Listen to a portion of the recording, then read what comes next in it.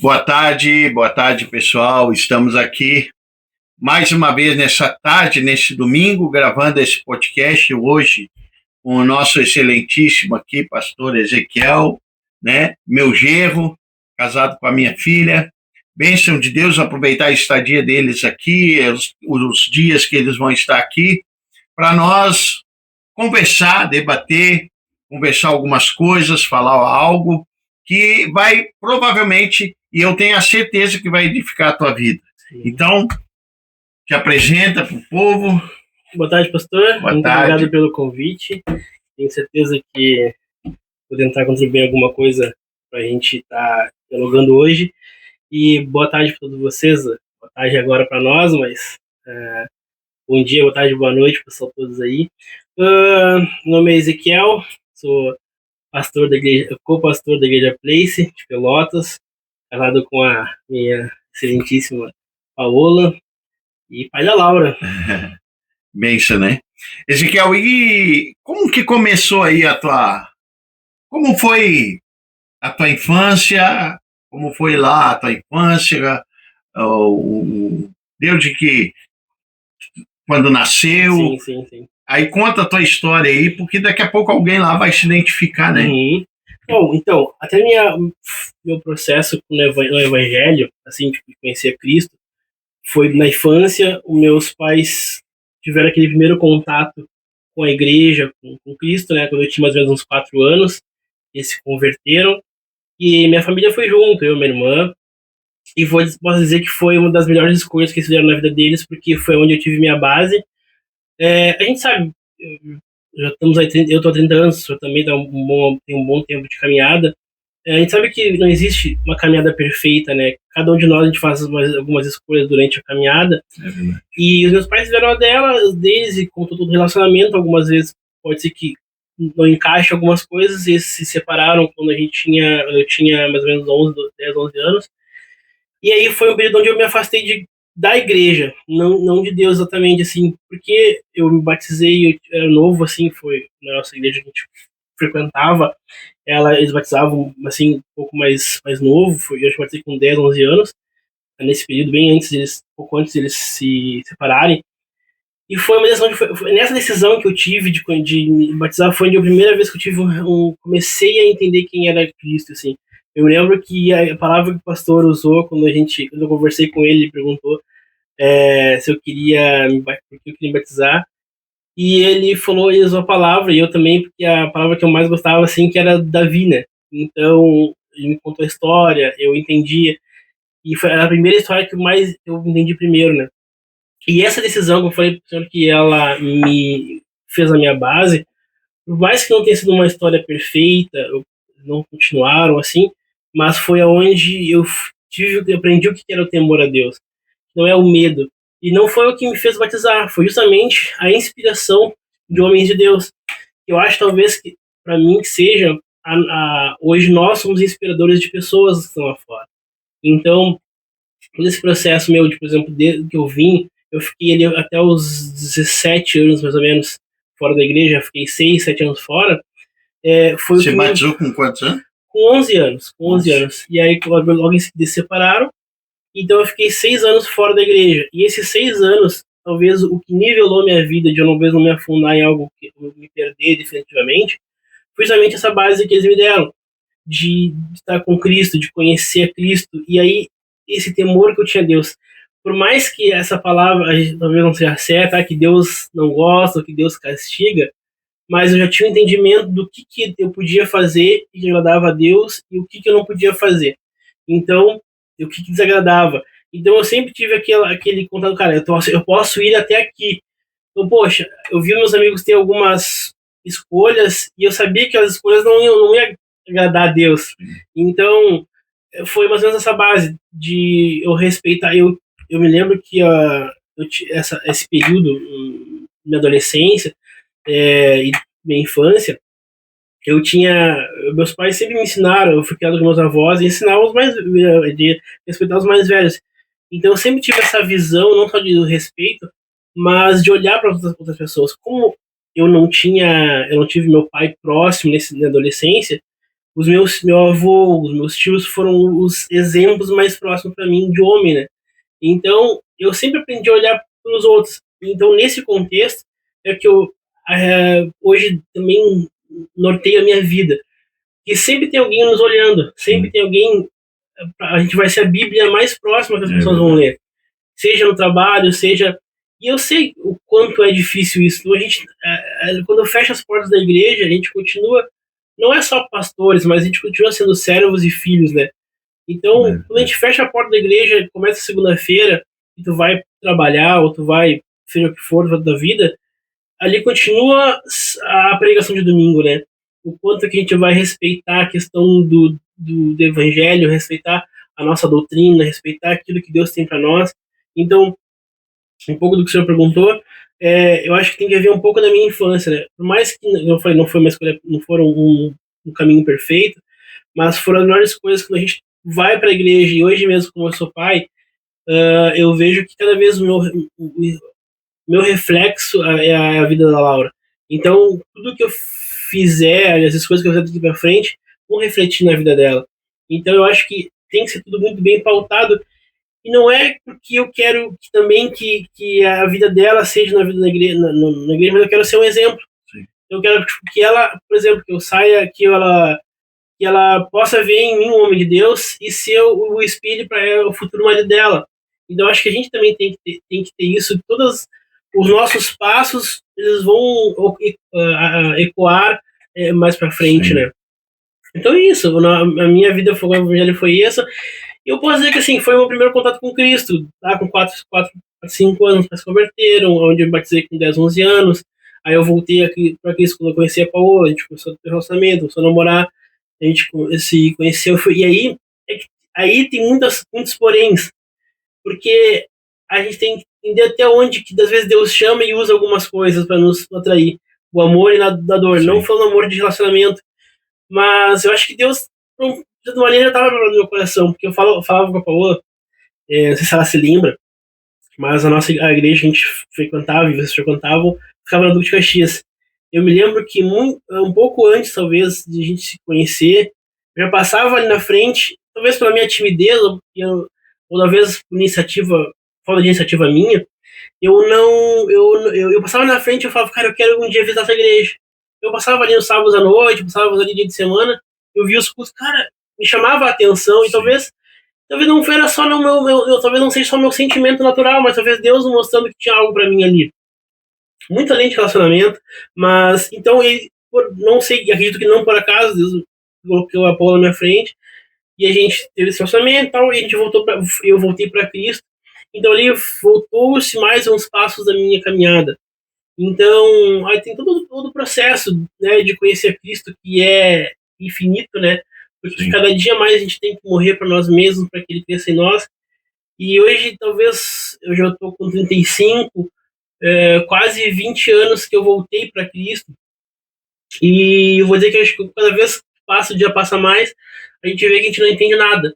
Porque é quando a gente começa a descobrir Cristo, é uma autodescoberta, né? E tu tem que renegociar não é renegociar a palavra, mas redefinir algumas coisas nas nossas vidas.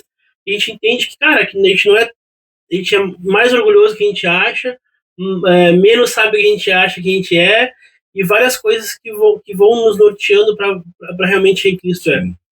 Então, tem todo eu acho que esse processo de voltar para Cristo, desses 20 anos, de conhecer, realmente tentar uma busca. E eu posso dizer que nesses 20 anos, por uns 10 anos, foi descobrir quem eu era em Deus.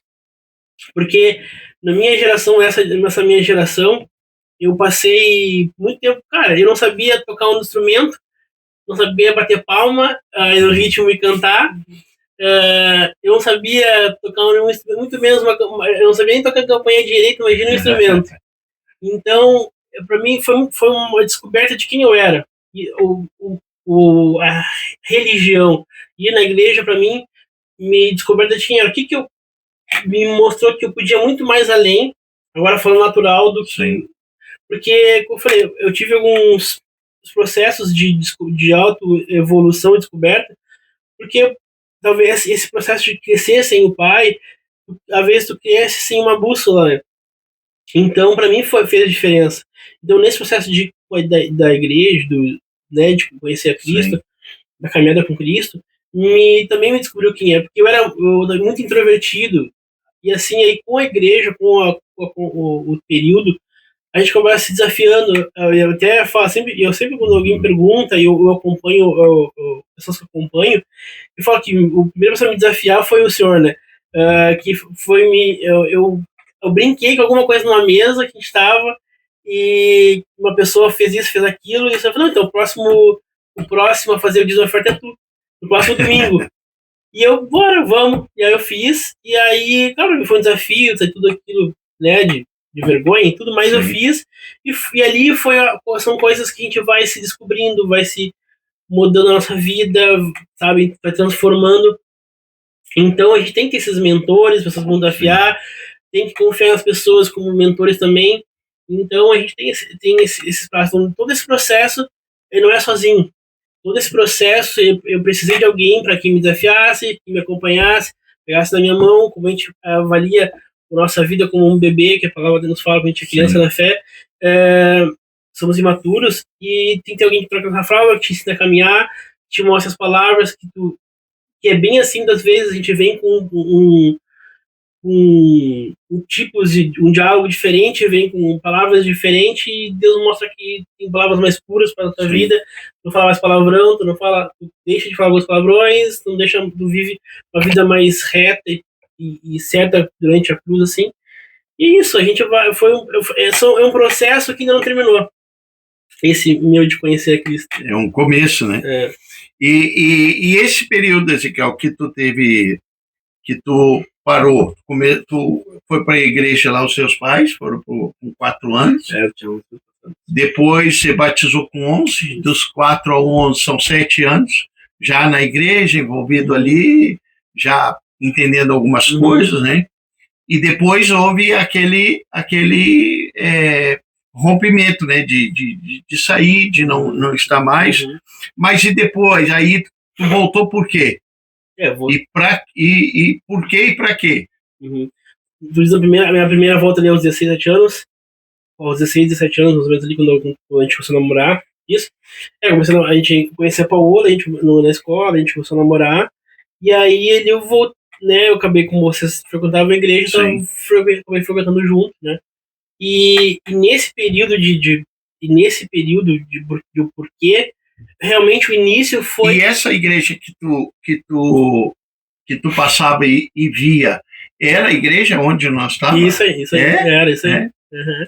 E aí, esse processo do início, eu posso dizer que talvez o início eu ia por causa do nosso casamento, a gente ia eu estava quase junto com ela, mas Deus, ele vai começando a virar algumas chaves nas nossas vidas. Então foi o processo de eu amadurecer, de eu entender que eu não vivia, porque minha mãe, ela sempre tinha a maneira dela de buscar Deus e joelho no chão e tal, e para mim era uma referência. E aí foi uma desconexão de agora eu começar a viver não mais o Deus da minha mãe, mas o meu Deus, de eu começar a ter as minhas buscas. A ter a tua mesma experiência, a tua experiência com Deus. Né? Meu relacionamento, porque eu acho que a gente consegue, e não tem por que não, ter a mesma busca e em casa, junto com os pais, mas eu ainda não tinha aquele, porque eu me afastei, tive um afastamento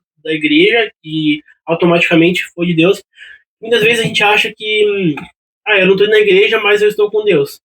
Pode ter, que nem eu falei no início, eu saí da igreja, que eu me separaram, ficou longe, não ficou mais o caminho, era novo, na época, não podia ir sozinho.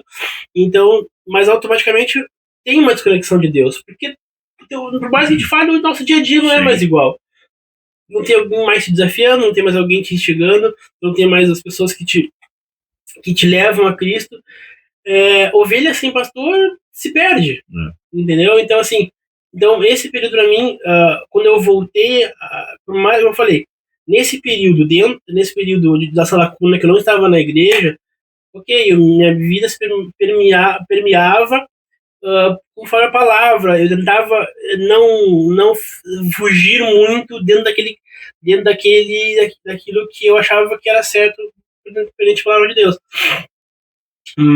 Mas depois, quando eu voltei, foi onde eu realmente comecei a me descobrir quem eu era em Cristo, de ter mais, de ser mais parecido realmente com Ele, porque parecer e ser são coisas diferentes. Então, tipo, antes eu parecia, agora eu quero ser como Ele. Então, eu acho que isso que a gente tem que ter, cara, que a nossa vida longe da igreja, longe da a igreja não é só uma casinha e ali onde há cultos religiosos, não, ali onde a gente aproxima de Deus, que não.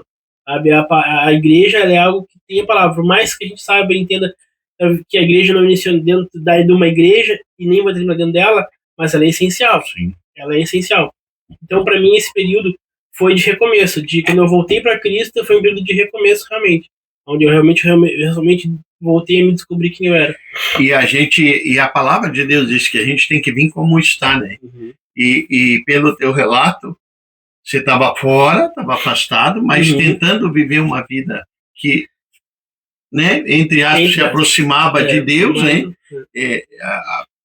Pelo aquilo que tu tinha vivido e experimentado e aprendido, né? E aí você foi, através do relacionamento com a Paola, que é a minha filha, né? E aí, através desse relacionamento, você foi, como você disse, você foi verdadeiramente se descobrindo dentro da igreja, Deus falando com você. E é uma das coisas, pastor, que eu também falo hoje para o pessoal, que Deus não vai mudar a tua vida em um dia. Não. Você leva 30 anos para estragar a tua vida, mas aí você quer que Deus resolva em um dia. E não vai resolver. Deus vai trabalhar em certos pontos da nossa vida para que a gente fique num estágio de poder ouvir a voz de Deus, de poder aprender aquilo que Deus tem. Então eu falo para o pessoal muitas vezes, aqui na igreja e fora, porque as pessoas dizem, não, primeiro eu quero consertar. Não. Quem vai consertar é Cristo, quem vai consertar é Deus. Nós só temos que ser o instrumento, a ferramenta para que ele possa consertar em nós mesmos. Então ele foi trabalhando nisso, né? Através do teu relacionamento, aí você começou a se envolver na igreja. Foram oportunidades que Deus dá e não mostra. Não é uma oportunidade, é uma oportunidade, mas são coisas que tem que entender que é uma oportunidade de Deus. Então, não somente através de um relacionamento, mas ele pode usar várias coisas durante a nossa vida, durante o nosso dia a dia. Um livramento. Quantas vezes a gente fala, Deus me livrou disso aqui, agora, ou Deus me livra disso aqui, que agora eu vou mergulhar contigo. E às vezes a gente não faz. Então, às vezes, são detalhes que Deus vai direcionando a nossa vida e a gente escolhe. Talvez no dia lá que Deus passar o nosso DVD lá e vai dizer, não veio, mas eu te mostrei, te dei várias oportunidades para te chegar até mim. Eu acho que é isso, Deus, porque a gente vê que Jesus, né, ele quando ele passa, ele vai de encontro a algumas pessoas, ele é uma oportunidade. Então, poxa, Jesus está passando, é minha vez, cara, eu tenho que, Jesus está aqui, eu tenho que talvez pegar na mecha dele, subir numa árvore, eu tenho que fazer algo para que a minha vida mude, seja transformada. Então, nesse período que eu, por exemplo, agora voltando lá, o período que eu estava fora, eu percebia que quando meus amigos começavam me davam para ir para festas, alguma coisa, e eu não ia, e eu percebi, ou a gente fazia alguma coisa que eu talvez sabia que não estava dentro daquilo que Deus queria, eu percebia que não era o meu lugar, sabe? Eu acho que quando a gente compreende de quem nós somos e para onde nós vamos, eu podia ser muito novo e ter pouco relacionamento realmente com Deus, mas eu sabia que não era o meu lugar. Então eu acho que quando algo que eu entendo é que se você tem um mínimo de contato com Deus, você sabe que ele não é o teu lugar. Sabe que ele não é o lugar que eu pertenço. Então eu acho que quando a gente vem esses processos com Deus, a primeira coisa que a gente tem que saber e se debruçar é saber quem nós somos. Saber quem nós somos em Deus. Beleza, poxa, eu sou filho, pra cima, poxa, agora eu vou mudar o que está agora me impedindo de acessar outros níveis. Eu vou tirando por etapas. Porque eu falei, poxa, eu tô há 20 anos que eu voltei para Cristo, mas eu tenho talvez mais nas 100 anos que eu preciso de mudanças. Sim. E essas mudanças não são nem questão de pecados, mas são de coisas que estão dentro do meu coração, de perdões que eu tenho que liberar, perdões que eu tenho que pedir, perdões, o rancor, o orgulho, são coisas que vão tomando, e coisas talvez não são nem que vinham, mas coisas que talvez no nosso processo... Poxa, a gente sabe que a igreja não é perfeita, às vezes nós às vezes vamos nos ferindo com a igreja. E aí, então eu tenho que aprender, cara, eu tenho que aprender que esse irmãozinho que me feriu não é isso que Deus queria dele, nem que queria de mim, mas que eu tenho que liberar o perdão para ele, porque através dele pode ser uma mudança na minha vida. Ele pode ser usado por Deus. Sim. E o Satanás usa isso. Tem um livro chamado, acho que, se não me engano, Carta de Satanás, Carta do Demônio para os seus demônios. Algo assim, agora eu esqueci, mas tem um trecho que fala que Satanás, um dos demônios lá, faz esse questionamento para Satanás: o que eles deveriam fazer para parar um cristão? E ele fala: não precisa fazer nada, só fere que eles se matam. Porque, infelizmente, hoje, esse livro é de 1900, é um livro muito antigo. Então, lá atrás já se tinha esse pensamento de autodestruição da igreja. Então, é isso que a gente tem que paralisar. Se a gente, em algum momento, a gente fere um ao outro, tem que liberar o perdão, porque a igreja é isso. Então, às vezes, a gente, falando nesse contexto de todo de processos, no meio do processo a gente talvez vai se ferir. Sim. E a gente tem que então ter esse resguardo, cuidado, de, cara, não é a igreja que está me ferindo, é o processo. Sim. São coisas que, dentro de mim, tem que ser curadas. Então, isso tudo a gente tem que ficar ligado também, saber que não vai ser um mar de rosas. A gente tem que saber que a gente tem os espinhos, tem as coisas ruins, não estou dentro da igreja, mas do nosso processo. Sim. Sim. Tem coisas que é Deus que vai fazer, né? Uhum. Então, esse processo de mudança, você só vai conseguir, por exemplo, exemplo assim, o carro só vai ser consertado se estiver no mecânico. Então, eu só vou ser consertado se eu estiver na casa de Deus. Uhum. Você estraga o teu carro, você leva para onde? Você leva para o mecânico. Você está doente, você vai para onde? Você vai para o médico. Você precisa ser consertado com Deus, você precisa ter conserto com Deus, você precisa ir para aquele que é especialista em fazer consertos. Uhum. Então, quando a gente entende isso, a gente passa por esse processo de aprendizado. É porque muitas pessoas acham, bom, agora a igreja vai restaurar, a igreja é perfeita, fulano não pode fazer isso, Beltrano. Não, é que nem você falou. É um processo de aprendizado para a gente mesmo. Muitos, eu tenho falado justamente isso. Fica tranquilo, olha, vê, escuta e tranquiliza, deixa Deus trabalhar. Deixa que Deus vai, porque muitas vezes Deus não vai trabalhar naquele que está te ferindo, Deus vai trabalhar naquele que foi ferido. Ele vai trabalhar nisso, ele vai entender. Hoje hoje eu senti, amanhã eu vou ser ferido, mas eu não vou sentir, porque eu já vou estar sendo tratado por Deus e curado por Deus. E que no mundo é um abismo chamou outro abismo, né? Um fere, outro fere, e vai espalhando. Exatamente. Quando chega em nós, a gente tem que, como igreja, nós temos que estancar isso. Sabe? Então, isso é um desses processos que a gente tem que entender. Então, como você falou aqui, vinha a mim como estás, e isso é uma chave, porque, beleza, chegamos assim, sujos, imundos, como a gente sabe que às vezes o mundo é o que o mundo faz com a gente, o sujo nos deixa totalmente contaminado, mas a gente não pode permanecer assim. A gente tem que começar, e como eu falei, são pequenos processos, são tantos, desde vícios, desde coisas que no coração, na nossa mente, coisas que nos colocavam dentro de uma cama, em cima de uma cama, com depressão, dentro de uma casa, entristecidos e enfermos, enfermidades que nós mesmos às vezes geramos,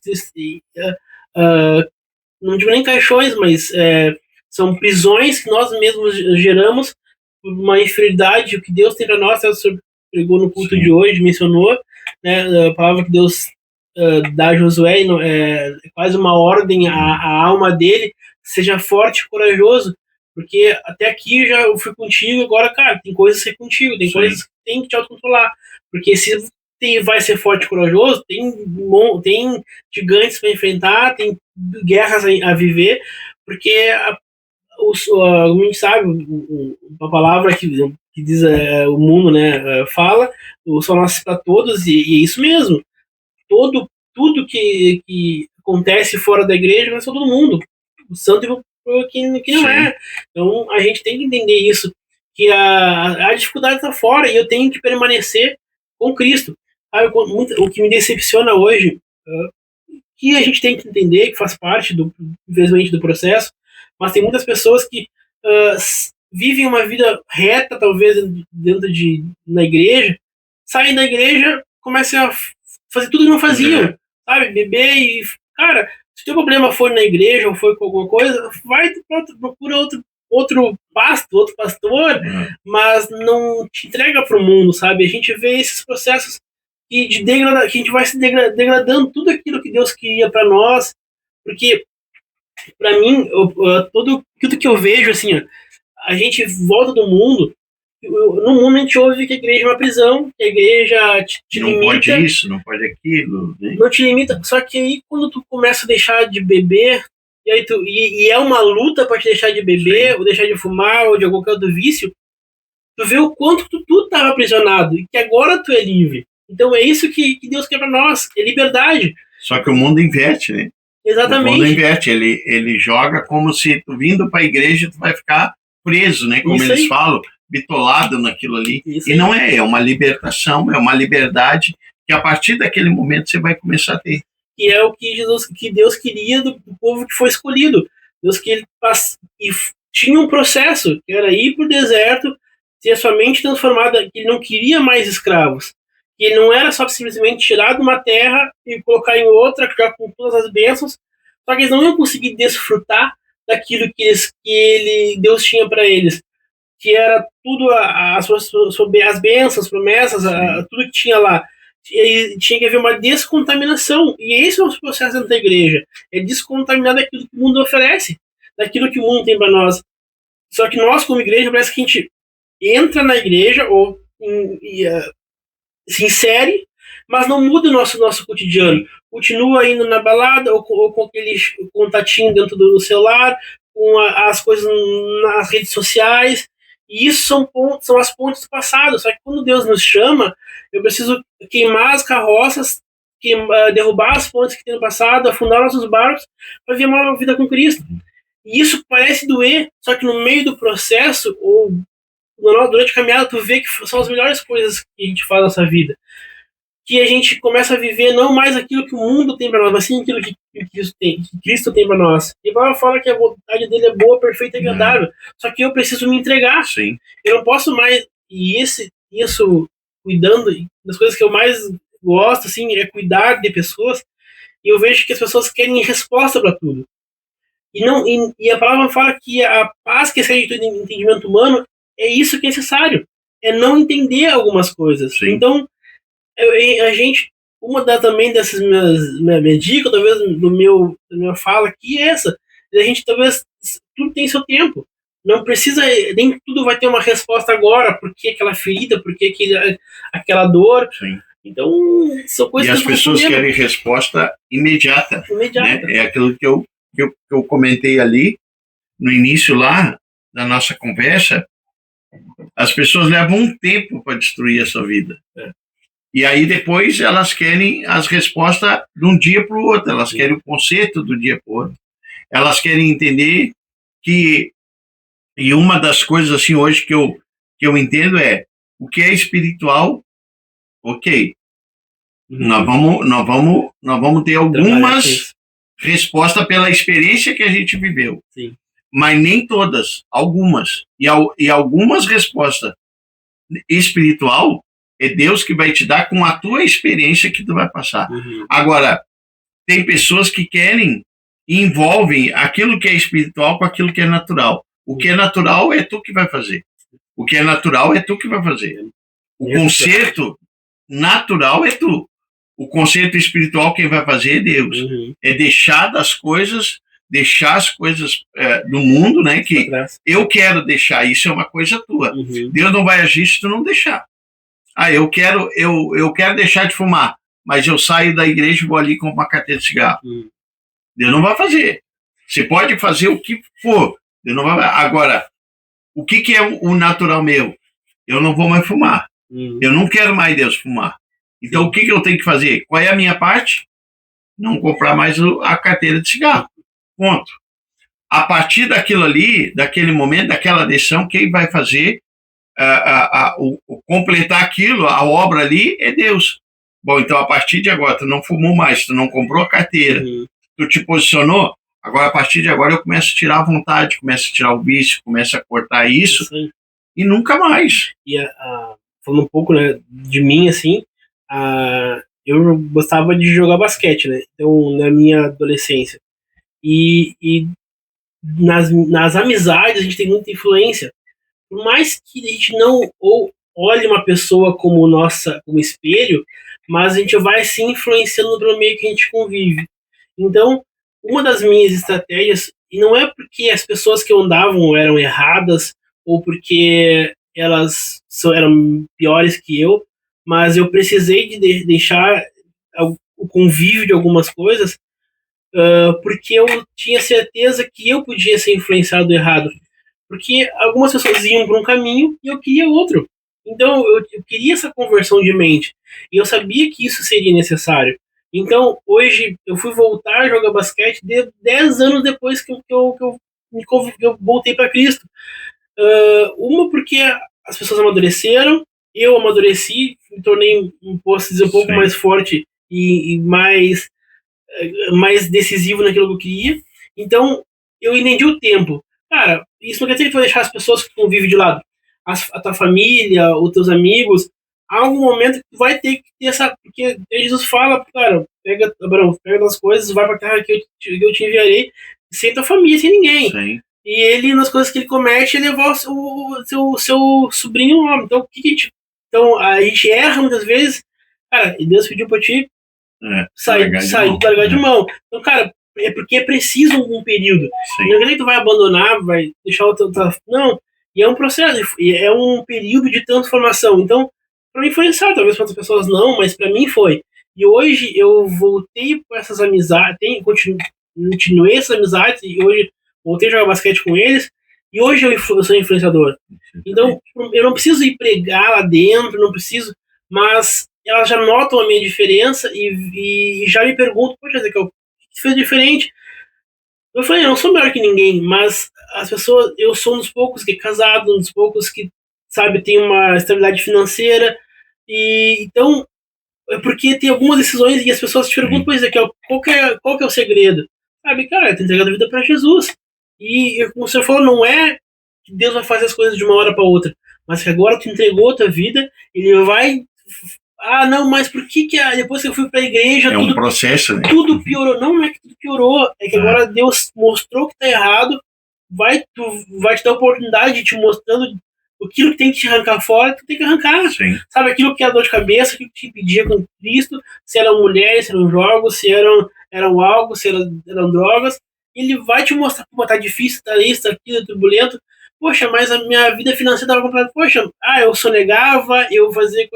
Então, nesses processos, Deus vai te dar uma oportunidade, arranca fora que eu vou te dar outra oportunidade. Uma oportunidade que vai vir de Cristo. Sabe, muitas vezes a gente algumas pessoas chegam até nós, e com algumas dúvidas, poxa, eu vou fazer algo de errado para conseguir dinheiro.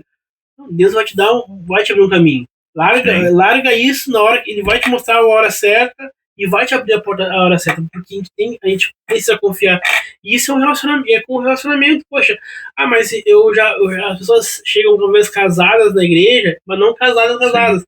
Então, poxa, separa aquele tempo, conversa com o teu pastor, vê o que ele diz e, sabe, aceita o período de reconciliação e reconstrução. Eu e a Paulane, nós noivamos e a gente fez um curso de noivado, também para mim, que ela queria muito, e eu comprei essa ideia com ela. Eu fui sem expectativa, mas porque eu achava mais um curso, mais uma coisa ali na igreja. Aí eu fui entender que não, toda vez que a gente ia lá, a gente tinha vontade de não estar mais junto, porque mostrava as coisas que tinha em mim, me mostrava as coisas que eu não queria naquele momento abrir, não estava pronto, mas com aquele processo me ensinou que não era aquilo que eu queria mais, porque agora eu estava amadurecendo para ser um homem, para ser eu seria provedor, eu seria já deveria ser o sacerdote da minha vida, e agora iria ser, estava sendo preparado para sacerdote com lar. Então, é um processo que dói, porque o meu pastor fala, e eu repito, sabe, casamento não é para moleque, casamento é para homem, porque quando tu tira uma pessoa de uma casa e tu vai ser responsável por ela. Então, a gente tem que ter esse para mim pesava isso. E eu comecei, cara, não, a gente tá nesse jogo, a gente tá nesse processo, então Deus vai, então tudo isso faz a gente amadurecer. Estar na igreja, esses processos te alavancam para amadurecer. Então eu não casei um moleque, eu não casei, independente da tua idade, sabe? Deus faz o processo, sabe? Tu entende o teu. A gente começa a entender, pelo menos no meu caso, que eu precisava amadurecer, eu amadureci, eu vivi o processo perto de pessoas que me ajudaram, então é isso. Quando tá na igreja, Deus usa o espiritual para alinhar o natural também. E esse é o processo de Deus, né, na vida da gente, né? E aí você foi para a igreja, você conheceu a Paola, você tiveram esse relacionamento, e o teu ministério ali, aonde tu achou que começou o teu chamado? Eu posso dizer que o meu ministério, ele começou quando eu abri minha vida para uma pessoa. Foi quando eu abri minha vida para o líder de célula.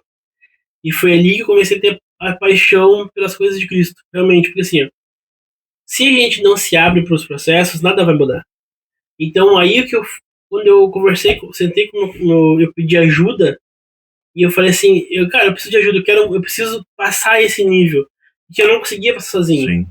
E aí eu conversei e abri com ele, é isso, eu preciso. E ele, não é isso, cara, são coisas simples, mas que na minha mente não vinha, mas porque eu precisava de alguém. E Deus colocou um líder de célula, que eu me abri, e foi ali que começou, porque as coisas começaram a desvendar os meus olhos, e eu vi, poxa, esse negócio se abriu para dar certo. Então eu quero também ser um agente de transformação. E foi quando eu virei líder de célula que eu falei assim, cara, a gente pode ser um agente, as pessoas querendo, nós podemos ser um agente de transformação. E nós também, né? Porque a gente precisa também ser tratado para isso, né?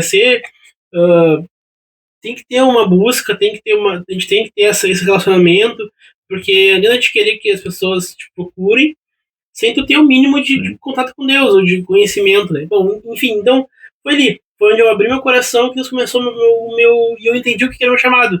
Que não era, eu não precisava ser um levita, não precisava ser um ministro de louvor. Eu tinha outras coisas que Deus tem para nós que foi só abrindo o processo, foi abrindo meu coração. Então foi aí que começou. Então voltamos aí, né? Tivemos um probleminha técnico, né? Mas voltamos de novo com o podcast, né? Com aquilo que o pastor Ezequiel estava falando sobre quando ele abriu o coração para a sua liderança. Isso aí. E esse processo de abrir a liderança, de abrir meu coração para ser transformado, né? Foi onde eu comecei a minha caminhada com pelo meu chamado, né? Eu falei, né? Eu passei alguns anos tentando descobrir quem eu era em Deus. E quando eu tive esse start de abrir meu coração, foi onde Deus começou a transformação. Então não adianta nós queremos, como o senhor falou, chegar um dia na igreja e achar que vai passar um lava-jato e as coisas vão mudar. Deus ele pode colocar uma pedra, dizer, Ebenezer, até aqui eu te sustentei, e agora existe uma nova etapa. Agora existe um novo processo de deixar as coisas velhas para trás e viver o novo de Deus. Então foi isso que eu decidi. Foi isso que eu quis fazer. Quando no momento que eu abri meu coração para um líder, e eu entendi que através de uma pessoa, eu podia ser de agente de transformação, abrindo meu coração, eu podia instigar outras pessoas a abrirem também seus corações e eu ser um agente para essa transformação. Então, quando nós chegamos na igreja, a gente tem que estar preparado para a mudança, preparado para abrir nosso coração, não só para Deus, mas para pessoas que Deus vai nos colocar como na frente, né? E eu falei, o Senhor foi um instrumento para mim, um instrumento na minha vida, eu preciso, e eu falei também dos meus avós, meus tios, que foram, para mim, foram um espelho, eu me espelhava neles, né? Então, quando a gente chega na igreja, a gente tem que ter essa visão. De Paulo, ele fala, né, que se você não sabe como andar como cristão, ser um cristão, olhe para mim. Ele toma essa responsabilidade. Então, eu estava pronto para dizer para outra pessoa olhar para mim. Então, eu tinha uma responsabilidade, a partir de agora, eu tinha uma responsabilidade que é ter a vida transformada em outro nível, de aparar as arestas, andar cada vez mais reto com Cristo, para que eu possa falar, poxa, olha para mim, se tu não sabe como andar com um cristão, olha para mim. Então a gente também tem que ter isso, coração aberto, uma visão transformada. E hoje, tu falando nisso, né? Falando nisso, um tempo atrás eu preguei sobre isso aqui na igreja, e porque a maior desculpa hoje do cristão não, você não tem que olhar para mim, você tem que olhar para Cristo. Você tem que olhar para a pessoa, para você. As pessoas têm que olhar para você e ver Cristo em você. Não você tirar a responsabilidade sua e olha para Cristo, não olha para as pessoas. Não. As pessoas têm que ver Cristo em ti, na tua vida. É aquilo que o senhor falou, é aquilo que tu disse. Não, as pessoas têm que olhar Cristo em mim. E é isso que eu vejo hoje, que as pessoas, elas não olha para as pessoas, não olha as pessoas, não. As pessoas, elas vão refletir nas suas vidas Cristo. E eu vi uma frase uma vez, e isso eu usei várias vezes já, que nós somos a Bíblia que o mundo lê. Então as pessoas precisam olhar para a gente e ver, aqui tem Cristo, aqui tem Cristo, ali tem Cristo, aqui tem Cristo. Porque hoje as pessoas, elas não querem assumir uma responsabilidade de, não, aqui, não olha para mim, não olha para mim, segue a Cristo. Nós temos que olhar para Cristo como autor e consumador da nossa fé, caminhar na visão dele, mas as pessoas têm que ver Cristo na gente. E isso é bíblico, né? Além de Paulo que fala isso, que toma essa responsabilidade, ela fala que a natureza espera ansiosamente pela manifestação dos filhos de Deus.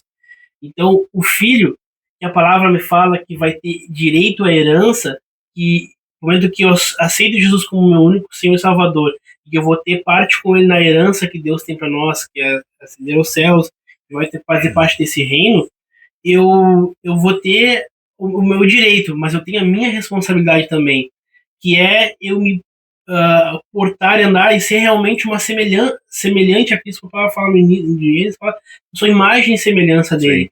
Então, eu preciso, por mais que eu não queira, e eu vou ter os direitos que foram pagos na cruz por mim, eu também tenho os meus deveres. Por mais que não seja agora que eu queira uma mudança de vida, uma transformação, uma hora esse direito, esse meu dever, ele vai ter que ser exercido. Eu vou ter que... Eu não preciso exercer esse meu direito, esse meu dever no altar. Eu não preciso ser um pastor, eu não preciso ser, como a gente estava conversando, eu não preciso ser o cara que vai pregar, mas eu posso ser o cara que vai abrir a porta, o cara que vai estar limpando o banheiro, eu posso ser usado de outra maneira, e eu posso ser o cara que vai ser um agente de transformação da minha família. Talvez aquele cara que, quando se converteu, as pessoas chamavam, olha o pastorzinho, não bebe, não fuma mais, mas é esse cara que, muito provavelmente, as pessoas vão pedir ajuda quando necessário, porque ele é referência. Então, a gente tem que entender isso também, que nós somos aqueles que a natureza, as pessoas vão precisar um dia.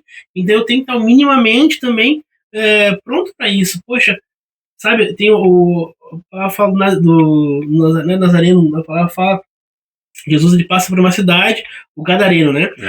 Ele passa por uma cidade e aquela pessoa é transformada, ela sai dos sepulcros, as correntes, né? Ela não usa mais correntes, ele é transformada. E e a palavra fala que ele sai dali e ele vai pregar, ele vai dizer o que Deus fez na vida dele. E o que ele sabia de Jesus? Ele não sabia nada. E foi só o homem que restaurou a vida dele. Então, talvez o teu início de processo não saiba nada de Deus ou quem realmente é Jesus, mas tu sabe o poder que ele tem sobre as nossas vidas, que é de transformação. Eu tenho certeza que talvez, o Deus falou, Deus não vai vir mudar as coisas de uma hora para outra, mas ele mas provavelmente vai deixar uma marca. Sim. Ele vai dizer, bom, peraí, mas eu tô muito melhor aqui do que eu tava lá fora. Então é que nem as cicatrizes, né? Por que às vezes a gente fica com as cicatrizes? Porque a gente tem lembrar da dor e da consequência daquilo que a gente fez. Então, esse processo nosso, às vezes é dolorido. Ele fica uma cicatriz, mas é pra gente não querer desejar mais voltar para trás. Sim. É como aquele povo que a gente falou que saiu do Egito e vai para o deserto. Esse povo ele não poderia acessar as promessas de Deus sem passar por essa libertação de mente. Então, eu preciso tirar e diagnosticar o que está errado na minha vida para me ter acesso às coisas novas. Amém? Hoje a gente, nesse podcast aqui, conversando, e aí você vê o quanto as coisas vão se encaixando, né? Porque a obra da cruz que Jesus fez ali, ele ficou com a cicatriz na mão. Ele ficou. E ali foi tudo pronto, estava tudo consumado, como ele diz ali, mas ele tinha uma cicatriz. Porque essa cicatriz mostra o sofrimento de Cristo pela minha vida e pela sua vida. Então, hoje as pessoas elas têm que entender que quando vêm, né, para a igreja, ela não vai ser mudada, que nem tu falou, do dia para a noite. Mas elas vão ter algo que as pessoas vão olhar e vão dizer, cara, você mudou, hein? Quem tu é. E olha, exatamente. E vai ser exatamente isso como tu falou também. As pessoas vão olhar para ti e não vão te dar nada. Mas na hora do aperto, você vai ser a referência para aquelas pessoas. As pessoas vão olhar e vão dizer, cara, eu vou procurar lá, porque lá vai ter uma referência, lá vai ter uma palavra, lá vai ter uma direção, lá vai ter algo que vai me fortalecer, lá, algo que vai mudar a minha vida. Sim. E as pessoas não vão ver Cristo ali. O Cristo não vai descer. Mas as pessoas vão ver Cristo na vida daquela pessoa que está conversando, que está falando, que viu a mudança, né? Que viu a transformação. Então, esse é o processo, né, pastor Ezequiel? E aí, depois, você teve esse processo aí da volta, você me ajudou muito no meu ministério, junto com outras pessoas, e uma das coisas que marca o meu ministério é eu dou muita oportunidade para as pessoas, porque eu não faço discípulo para mim, eu faço discípulo para Cristo, para que elas possam sair e fazer as coisas. Eu mexo e converso com alguns líderes meus aqui, diáconos, eu digo assim, eles têm, e mexo isso, né? Hoje o pastor Júnior e a pastora Paula estão lá, né? Teu cunhado, a tua concunhada estão lá, e eu mexo com eles no sentido de, cara, pede para o teu pastor ligar e agradecer, porque a gente vai formando líderes que quando saem daqui, porque o líder não é para mim, a liderança é para a obra de Deus, pensam se eles ficam aqui, como tem muitos que estão aqui há 10 anos comigo, que estão aqui desde o começo, glória a Deus, mas talvez o plano para outros não seria esse, e que vai se esparramando, né? Fala, né? Como um filho, né? Não cria para ti, mas sim para o mundo, né? E na verdade é isso, a gente cria, na verdade, as ovelhas que não são nossas, mas sim de Jesus. A gente não é para nós, mas justamente para o mundo, para que pregarem no mundo. Né? E não é que vão, eu falei, não é que elas vão ser pastores, mas vão fazer diferença onde elas estão, né? Então a gente precisa ter esse diagnóstico, essa vida, esse entendimento, cara, que o senhor falou, simplesmente o que o senhor falou, o senhor fez, não é que o senhor entendeu o que é isso, mas só que simplesmente, eu vou fazer isso. É porque Cristo fez isso. Sim. Na hora que ele tem seus discípulos, antes de ascender aos céus, ele começa a enviar de 2 em 2, sabe? Então a gente sabe que existe o envio, existe o preparo, e existe o envio, né? Todo o processo, o cuidado. Então a gente precisa ter esse entendimento. de que, falando hoje do eclesiástico, no momento que eu entro no ministério, eu viro líder daquele ministério, eu tenho que preparar um novo líder para ali. E aí eu tenho que sempre estar, se eu sou um líder de célula, tenho que preparar um novo líder de célula. Se eu sou um diácono, tenho que preparar um novo diácono. Se eu sou um pastor, eu tenho que preparar outros pastores. Sim. Então a gente tem que ter essa reciclagem, esse ensinamento e desafiar as pessoas para que elas sejam cada vez mais próximas a Cristo, né? Eu me lembro, e você vai lembrar, que tinha um irmão aí na mesma igreja, lá em Pelotas, onde nós congregávamos, que tinha um irmão que ele carregava a chave na cintura, aquele molho de chave na cintura, e aquilo para ele era o máximo. E ele não estava em cima do altar, não estava de frente de um microfone, mas aquilo para ele era o máximo. Tu precisava de alguma coisa, tu tinha que ir lá nele. Irmão, abre lá para mim a cozinha, abre lá para mim a sala do pastor, abre lá a sala. Era o máximo, porque ele tinha aquele era o ministério dele, ele era o zelador daquilo ali, que cuidava, que sabe, qualquer coisa que tu precisava, chegava e falava para ele. Então isso é o chamado e o preparo de Deus para as nossas vidas. Uns vai ser, como a palavra diz, para tal ministério, outros vai ser para outros vai ser, e outros vai ser para aqueles que vão cuidar da casa, que vão fazer aquilo ali, né?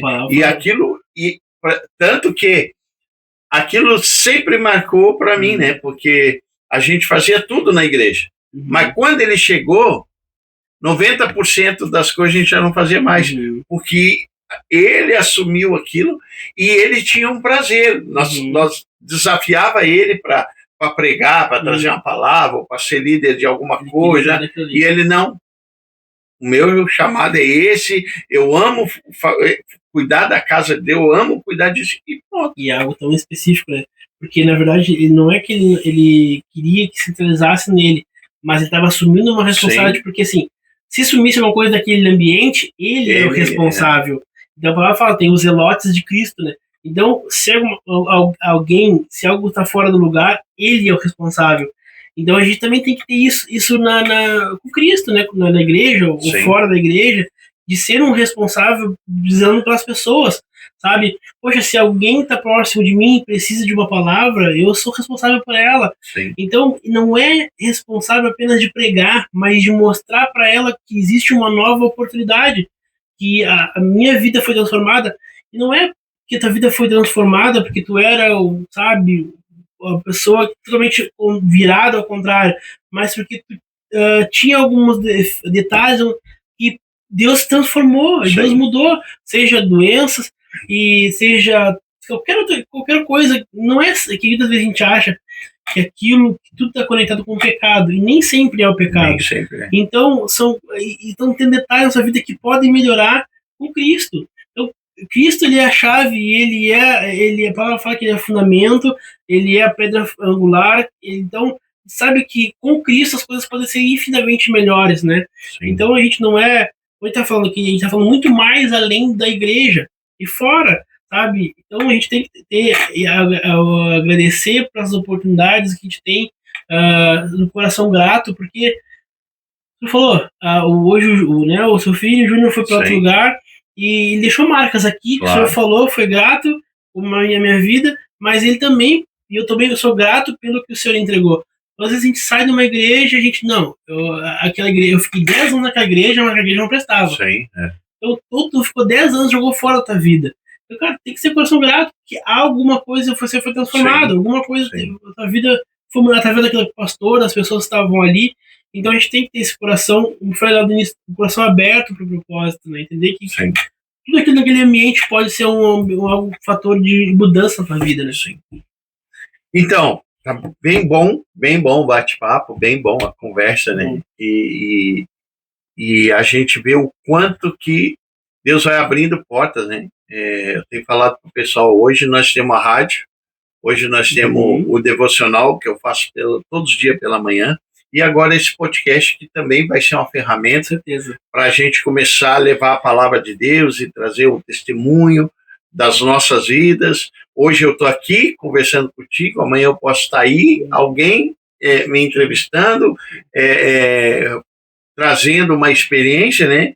que a gente vai trocando, aquilo que a gente vai conversando e vai falando são experiências. Tudo que a gente falar da obra é experiência para as nossas vidas. Né? E esse papo, eu quero agradecer pelo convite, a oportunidade, por quê?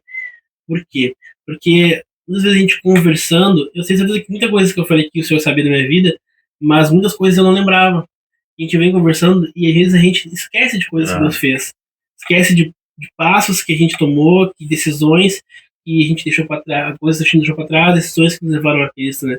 Então é bom esses bate-papos, essas conversas, que faz também a gente lembrar quem a gente era antes de Cristo e das coisas que Deus fez transformar a nossa vida, né?